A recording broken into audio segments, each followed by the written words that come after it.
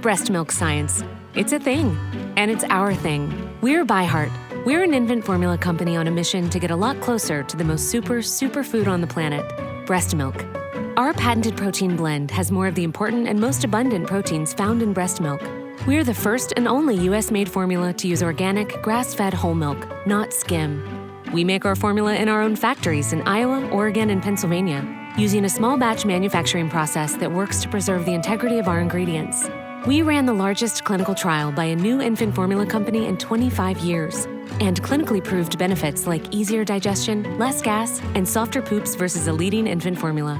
We were the first infant formula company to earn the Clean Label Project Purity Award. And while we've put a lot into ByHeart, there's a long list of things you won't see on our ingredient list, like no corn syrup, no maltodextrin, no GMO ingredients, no soy, no palm oil. ByHeart, a better formula for formula. Learn more at byheart.com. It is Ryan here, and I have a question for you. What do you do when you win? Like, are you a fist pumper, a woohooer, a hand clapper, a high fiver? I kind of like the high five, but if you want to hone in on those winning moves, check out Chumba Casino. At ChumbaCasino.com, choose from hundreds of social casino-style games for your chance to redeem serious cash prizes. There are new game releases weekly, plus free daily bonuses. So don't wait. Start having the most fun ever at ChumbaCasino.com. No purchase necessary. VGW. Void where prohibited by law. See terms and conditions. 18+. This is a Hardcore Grind interview with the talented author, Thaddeus Kane. Welcome, welcome, welcome. Thank you for having me, sis. How you doing? I'm doing good. Now, first, I like to always ask the go moment question. Now, a go moment is when thought and execution come together, because a lot of times we think about what we want to do, but we never move on it right away. And that go moment is whatever is going on in that season of your life, it's caused you to move your feet. So what was your go moment like when you decided to step into the literary world and put that book out? I've been writing. I've been writing. I guess I wrote my first book. It was a school project that was in the third grade. It was a book called Joe Funny. I think it may have been like maybe 20 pages, stick figures, and but I continued to read and write throughout my life, and eventually I delved into to poetry, spoken word, and as I started amassing all of these writings, I was like, well, I'm not doing anything with some of this stuff except reciting it. So I went ahead and I took a dive into the world of the literary arts. Delved into, took my craft a bit more. I don't want to say if I took it a bit more serious, but I involved myself with my craft more, and I found that the more it was therapy for me. It's very therapeutic, very liberating. And I figured, well, this can do this for me, liberate me and, give me the therapy that I need. It may be that for others as well. And that was a part of the motivation as well. And I guess in my adult life, as I started writing a lot more in my adult life, my main motivating factor was the love and the excellence of black people. And I just wanted to portray that in a better light, Absolutely. Now, what was the hardest part about penning your book? The hardest part, often I involve bits and pieces of myself in some of my writings. So I would say that the hardest part for me would be the honesty of heartbreak. That's kind of difficult to when you recall it, it's kind of difficult to write sometimes, but you get past it, you get through it. And often, I realized that there were a lot of things that through my writings that I hadn't resolved, within myself. So writing gives me, both openings and closure. So, yeah. Say that again for the But people in the back. Because yes, it does. Yes, it does. Now listen, because I'm just gonna tell y'all right now, he's telling your business. Sis, he's telling your business. He done told your business. Do you ever get that phone call like, listen, page 58 sound real familiar? I haven't gotten any of those. I haven't had any of those. But people, the readers, whom I love dearly, they seem to get it. They're easily, it's easier for them to relate to the characters, what the characters are going through, what the characters are involved in. And I think a part of that is because the characters are so realistic. They may be like affluent, some of them may be affluent and have wealth, but once you learn that, you attach to their character and their personality, you forget about the superficial things and you're just looking at the soul of these people, the souls of these people. And, I generally, I write from like three places, anticipation, expectation, and imagination. And those three things are core, and they haven't let me down yet. That formula hasn't let me down yet. And it makes writing easier for me, and I can draw from different, I can draw from within and from other sources with ease. I love it. I love it. Now, outside of being an author, what brings passion to you? What is your passion in life outside of writing? Oh man, music. I'm a musician, composer. Aside from the writing, and I guess they both kind of go together because I write music and lyric as well, so it all kind of goes together. But the just like creative arts, period. Anything that gives me a platform to express myself, even when in those places where no one's going to understand what you're saying, when it comes to lyrics and words, just the vibration from the music. Like that's that universal communication, and that's like fully liberating for me. It's like it just opens the universe, makes the universe much more expansive. I can breathe a lot more. I don't have any boundaries. I don't have any limits. Just like with the music, with the books, the writing, there are no limits. So I think like the both of them kind of go together. They're cousins or twins or whatever the case may be. But definitely, the music outside of the writing. I love it. Now, a black man who can write and express himself is powerful. What does that power mean to you?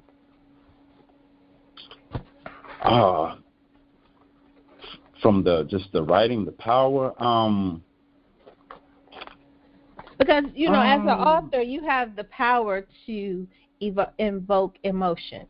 Like you can move somebody's emotion from left to right, up and down, with just the simple stroke of your pen. Right. So that's powerful because you can emotionally control people without even seeing them, without even touching them. What does that power mean to you, having the ability to emotionally connect with people? It humbles me, to be honest. It's very humbling because you realize that you're able to move people, and when you look at like myself, I often take like world views, community views, family views, and if one has the ability through their writing or their creative expression to move someone into a better space, a better place. You can give someone hope. They can see a glimmer or a flicker of light, for the better. Then I'm all for that. And like I said, it's just totally humbling to me. to be able to write and move people, to be able to create and move people, and even more so, like, just people are able to receive it, and there's a response from it. That the characters make them feel a certain way. The relationships, and analyzing and learning the relationships makes them feel a certain way. They can recall things, or it's what they want, is what, people desire, what they've had, what they long for. And that's, when writing from genuinely real places. Not saying that you can't relate to, any fantasies, but, the real is for the real. And, this is real life, and we have real life issues. And not just issues, we have real life happiness and, good things as well. And I just want to be able to, in writing, bring all of that together, for the better of the people. Absolutely. Now, you're part of the Cavalcade Free Book Fest that's getting ready to come up. Talk a little bit about that. With the free books that are coming out? The Free Book Fest. The event? The free book staff? Oh, well, I'm not very much, versed in that. My wife is pretty much takes care of, they're taking care of the free book event. But I think what they're doing is, if I'm not mistaken, there's so many books that you read. I forgot how she explained it. I don't even put any bad information out there. But yeah, she's the Butterfly is well versed in what's going on with the free books. Okay, Butterfly. All right, there's nothing wrong with that. Ain't nothing wrong with that. You gotta listen to your wife. She ain't gonna steer you wrong, honey. She ain't gonna steer you wrong. Yeah. She gonna get you where you want to go. Yeah. Now you inspire so many people, and a lot of times with new authors, they face many challenges that can sometimes be overwhelming and complex, depending on how much they know about the publishing and the literary world. What advice would you give them to encourage them along the way? Study your craft. Read other people's materials. That's a part of being a student of the craft as well. Reading other people's material to see where you are, where you want to be, and maybe even where you're going. Sometimes, we give up. We don't think that no one is reading our work, no one is noticing us, no one is paying attention to us, and sometimes that may be all the fire that people have in them is just to write. And when you don't see any moths being attracted to your flame, it's kind of discouraging, and it makes you want to give up. And I guess on the other side of that, my advice would be, see it through. Don't give up. If your heart and your spirit is calling you to this, follow your heart and your spirit if that's what you trust, and just see it through. Don't let anyone tell you no. And don't let no be a deterrent for you to fulfilling your dreams. I would say that. Okay, I love it. Now, To Love and Love Again, Malachi's Reprise. Tell us a little bit about what readers can expect from that story. Oh man, well, it's a beautiful love story for one. You can expect a beautiful love story, Black excellence. A lot of brothers in there and the sisters in there. There are, a lot of them are doing their own thing. They have their own businesses. Some of them are multimillionaires. So there's a love story, almost a love triangle. Malachi being the main character. His wife Diana, they're having issues. At the business that he owns, a publishing firm, there's a sister there who's the editor-in-chief, Salima, and they kind of hit it off, and they start to discover things about each other, just as he's discovering things about himself and his wife as well. And it puts him in a bit of an emotional predicament. And Yeah, it's called, of course, the title, To Love and Love Again. He's loved, he's lost, and he's in love again. And that's essentially what the story is about.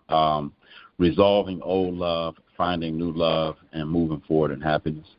And there are a lot of things that are happening in the periphery that gives the story, a bit more color. Of course, the drama. There's some humor as well. And just overall, like the characters in the book, they're, even like, I guess, like the villains, they're pretty good people. They're likable characters you can relate to. I think that's beautiful that, there's something that's written that people are able to relate to. And there are some other things going on in the book as well I won't reveal, but I'll say this with all humility. It's a great read. It's a great read. The entire Soul of a Man collection is a great read. But Malachi's Reprise is the first book I penned and published. And it's just a beautiful book all around, sister. I love it. Absolutely. Now, you mentioned that your wife, you guys work closely together. What is that like to be able to build and be creative with your spouse? Oh, man. In the beginning, it was a little difficult because you're on a creative frequency. So of course, creatives, you bump heads at times, but we come to realize that this is for the better. So that there wasn't any tension. I know she got frustrated with me at times. I got frustrated with her at times, but that may have been like 5% of the time. The other 95%, we're firing on all pistons. We're seeing eye to eye. Everything's working out. Ideas are coming together. And it's just, it's beautiful. What I lack, where I lack, she compensates, and vice versa. And it all just comes out beautiful. We're always tossing ideas around. And we have so many book titles, and, everything's, we have books lined up to write already. The stories are already laid out. The characters are already laid out. The premises are already laid out.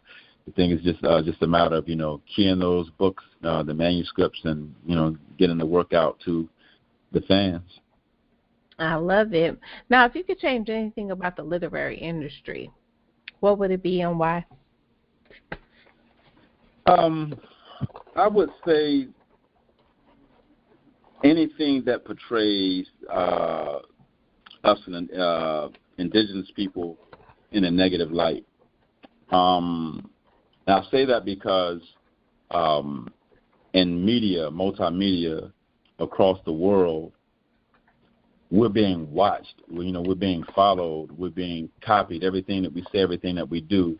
And there's such a bad image of us portrayed around the world through music, through videos, through movies, through the news, so many platforms that I felt that these platforms should be utilized also to clean it up. That makes any sense? Mm-hmm. I just, I've always thought, felt deep down in my spirit that, like we're the ambassadors of the Most High, and that we should be seen in that light. And I'm of the opinion also that, like one, person doesn't affect the whole as far as, image, but sometimes, small-minded people don't think like that. They see one and think of the whole, they think of the collective.